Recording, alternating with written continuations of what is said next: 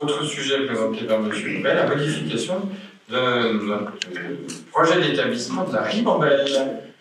Oui, donc ce ne sont pas des grosses modifications, donc en fait il y a deux parties. Donc la première partie de la modification, en fait, pour faire court, finalement, les services de l'État ont fait quelques contrôles dans certaines structures, et au cours de ces contrôles, ils se sont aperçus qu'il y avait des dérives en fait, entre les heures déclarées et les heures réellement facturées, et donc non faites par les enfants.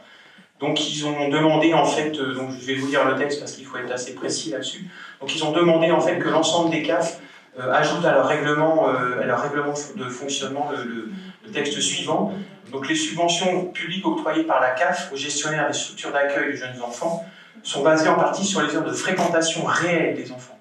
Ces heures doivent être fiables pour que les subventions publiques versées par la CAF correspondent au juste financement. C'est ce que je vous expliquais en fait entre le décalage qu'ils ont observé entre les heures, donc, puisque les parents vont réserver les heures, et ce n'est pas forcément toujours les heures réalisées.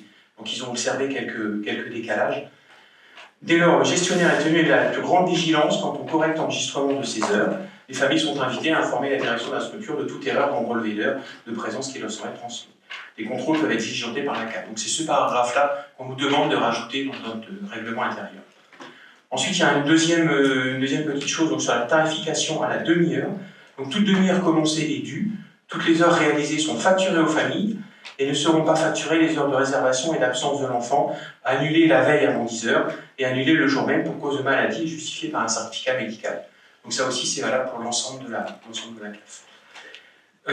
La deuxième partie donc, de la deuxième partie de la modification, en fait, donc, ça fait suite à un décret de 2021 qui imposait en fait aux établissements accueillant des jeunes enfants un projet social qui doit comporter obligatoirement un volet développement durable. Et donc on a rajouté, donc, je crois qu'on en avait parlé au moins en commission, en fait on a ajouté un nouveau prestataire de service pour la livraison des repas qui s'appelle API Premier Pas et qui est basé à Rosé. Et donc ce prestataire en fait nous fournit donc, des produits locaux et de saison dont 50% sont issus de l'agriculture biologique, et bien sûr, il utilise aussi des contenants Laval.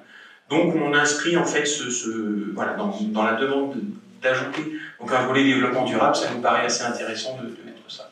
Voilà. Et j'ajoute aussi que le prestataire est pas plus cher que le prestataire précédent. Et donc, la qualité était vraiment au rendez-vous. Voilà. On voit que les actions se multiplient en matière de développement durable. C'est encore du concret. Et bien que ça s'accélère encore. C'est tout ce qu'on demande, On est juste porteur d'une parole qui demande à ce que ça s'accélère. Mais très bien, les actions concrètes, vous en félicitez ce soir, vous les pointez toutes. Vous avez parfaitement raison et notez bien qu'on les vote toutes avec vous. Donc notez-le bien et à côté de ça, on demande juste une chose, ça s'accélère encore. Et nous aussi, vous inquiétez pas. On fait tout ce qu'on peut. Donc du coup, il faut quand même mettre au point cette modification du règlement du projet d'établissement de la ribambelle. Qui est contre? Qui s'abstient? Adopté à l'unanimité.